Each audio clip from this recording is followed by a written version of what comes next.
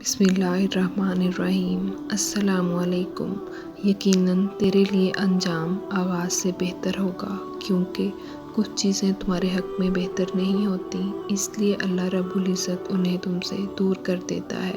ایسا نہیں ہے کہ وہ ان چیزوں کو بہتر نہیں بنا سکتا، بلکہ کبھی کبھار تم اس چیز کی تمنا کر بیٹھتے ہو جو کسی اور کا نصیب ہوتی ہیں، جس کا تمہارے پاس رہنا صرف تکلیف کا باعث ہوتا ہے۔ اس لیے تمہیں مستقل اذیت سے بچانے کے لیے اللہ رب العزت اس چیز کو تم سے دور کر دیتا ہے۔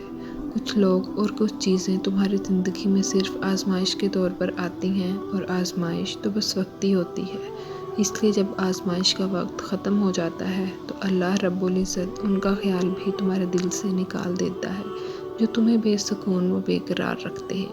ہر شے تمہارے مقدر کا حصہ بن کر نہیں آتی، کیونکہ تم ان باتوں کو کبھی نہیں سمجھ سکتے جو اللہ رب العزت جانتا ہے، اور اگر تمہیں ان کی حقیقت کا پتہ چل جائے جنہیں اللہ رب العزت تم سے دور کرتا ہے تو تم کبھی بھی ان کے لوٹ آنے کی تمنا نہ کرو۔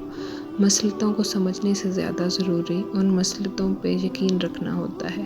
جیسے تم اللہ رب العزت کو مان سکتے ہو مگر جان نہیں سکتے، اور اس کو ماننا ہی سب سے ضروری ہے، کیونکہ اس کی ذات تمہاری سوچ سے بہت وسیع ہے، اور جس کو جاننا ناممکن ہو اس کی مصلحتوں کی رازداریاں تمہاری سمجھ میں کہاں آنی ہیں۔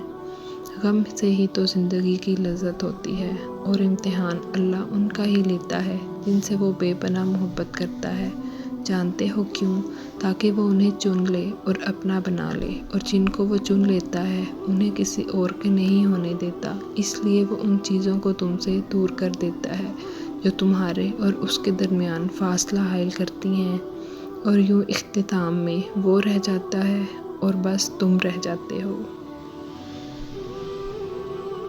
اور یاد رکھو، تمہارے صبر کے آخری مرحلے پر وہ تمہیں اس چیز سے نوازے گا جس کا تم نے کبھی تصور بھی نہیں کیا ہوگا۔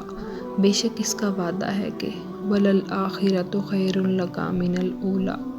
یقیناً تیرے لیے انجام آغاز سے بہتر ہوگا، انشاءاللہ۔